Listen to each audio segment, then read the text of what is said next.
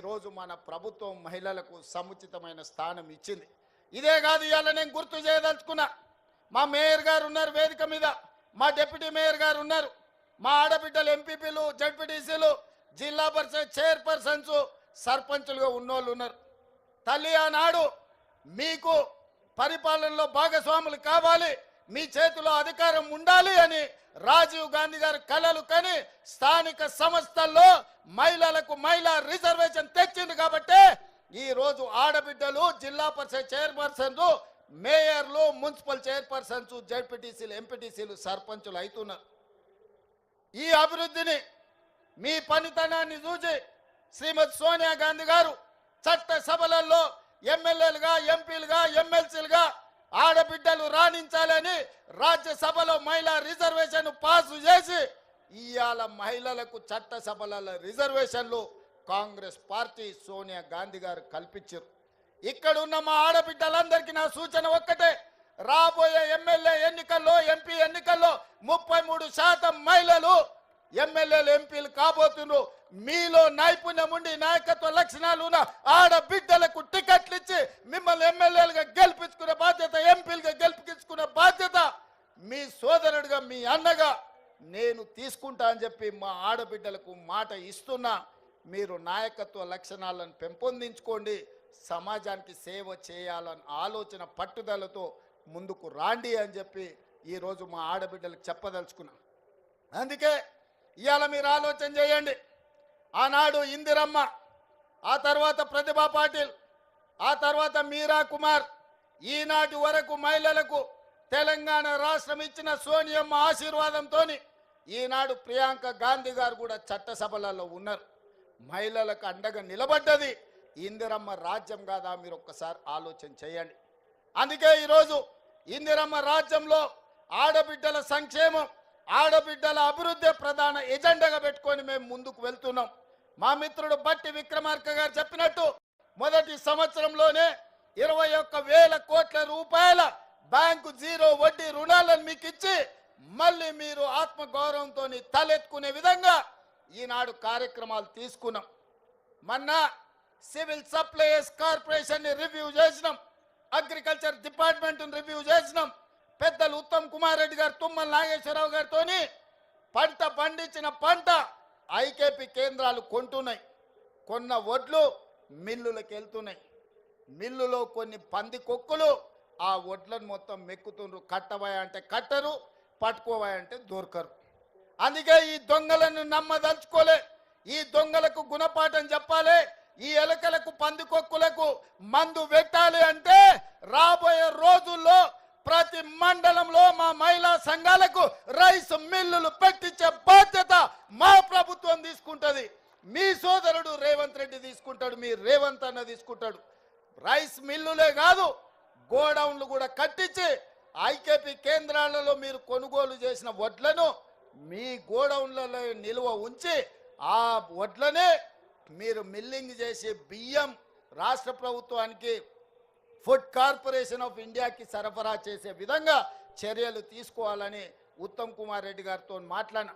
ఈ మహిళా దినోత్సవం సందర్భంగా మా ఆడబిడ్డలకు నేను ఒక మాట ఇస్తున్నా, రాబోయే రోజుల్లో మీరు చూసుకోండి, ప్రభుత్వమే స్థలం ఇస్తుంది, ప్రభుత్వమే లోన్లు ఇప్పిస్తుంది, మీరే గోడౌన్లు కట్టండి, మీరే రైస్ మిల్లులు పెట్టండి, మీకు అండగా నిలబడతాం, మిమ్మల్ని వ్యాపారస్తులుగా నిలబెడతాం. మీ కాళ్ళ మీద మీరు నిలబడండి, ఆర్థికంగా నిలదొక్కోండి, ఈ రాష్ట్రాన్ని $1 ట్రిలియన్ ఎకానమీగా మా ఆడబిడ్డల్ని మార్చండి అని చెప్పి నేను ఈ సందర్భంగా అడుగుతున్నా. అందుకే ఈరోజు రాష్ట్ర ప్రభుత్వం 1 కోటి మంది మహిళల్ని కోటీశ్వరులను చేయాలంటే ఈరోజు 65 లక్షల నుంచి 67 లక్షల మంది మహిళలు చేరిన. మరి దీన్ని విస్తరించాలనుకున్నాం, అయితే కొన్ని నిబంధనలు అడ్డం వచ్చినాయి. 18 ఏండ్ల నుంచి 60 ఏండ్ల వరకే ఈరోజు సంఘాలలో సభ్యులుగా చేరడానికి నిబంధన ఉన్నది. అందుకే చీఫ్ సెక్రటరీ గారికి ఆదేశాలు ఇచ్చిన 18 ఏండ్లను 15 ఏండ్లకు తగ్గించండి, 60 ఏండ్లను 65 ఏండ్లకు పెంచండి, ఆడబిడ్డల్ని సంఘాలలో సభ్యులుగా చేర్చండి. 1 కోటి మంది ఆడబిడ్డలు సభ్యులు కావాలి, వాళ్ళను కోటీశ్వరులను చెయ్యాలి అని ఈరోజు ప్రభుత్వానికి ఆదేశాలు ఇచ్చిన. 10వ తరగతికి వచ్చిన ఆడబిడ్డ ఎంత చైతన్యంతోనూ ఉంటుంది. ఆ చెల్లె ఈరోజు అన్ని చదువుకుంటుంది, అన్ని చూస్తుంది. ప్రపంచం ఏ విధంగా ముందుకెళ్తుందో 10వ తరగతికి వచ్చిన ఆడబిడ్డకు అవగాహన ఉన్నది.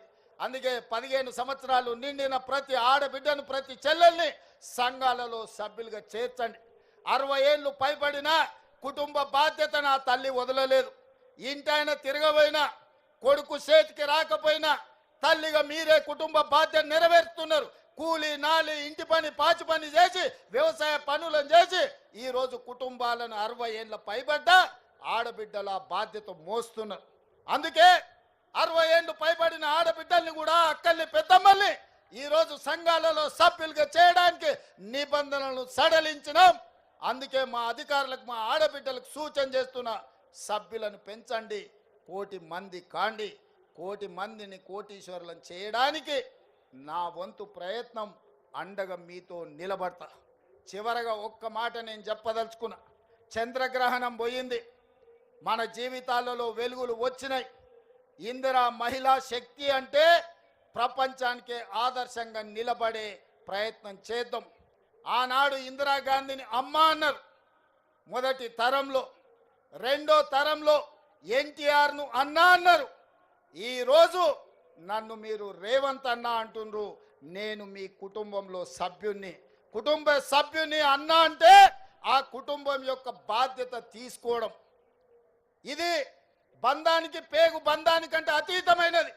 ఈనాడు మా ఆడబిడ్డల ఆశీర్వాదంతో తెలంగాణ రాష్ట్ర ముఖ్యమంత్రిగా ఈరోజు మీ ముందు నిలబడి మాట్లాడుతున్నానంటే ఈ ఆడబిడ్డల ఆశీర్వాదం ఉండబట్టే ఈ రేవంత్ అన్న మీకు తోడుగా ఉంటాడు.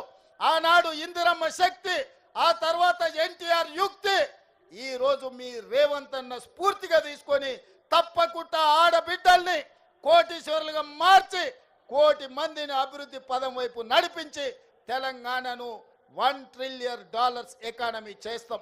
ఇదే కాదు, హైటెక్ సిటీ పక్కన మీరు చేసే ఉత్పత్తి, హైటెక్ సిటీ పక్కన విప్రో, ఇన్ఫోసిస్ లాంటి దిగ్గజాలైన కంపెనీలు, కార్పొరేట్ కంపెనీలతో పోటీ పడే విధంగా 100 కోట్ల రూపాయల భూమి శిల్పారామం పక్కన 150 షాప్స్ తోని మీకు అందించడం జరిగింది.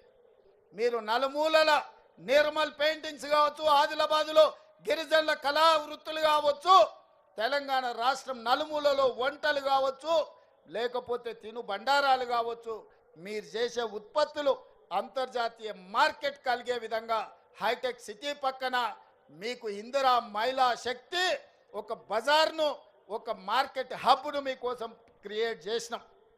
అక్కడ మీ ఉత్పత్తులను పెట్టండి, కార్పొరేట్ కంపెనీలతో పోటీ పడండి.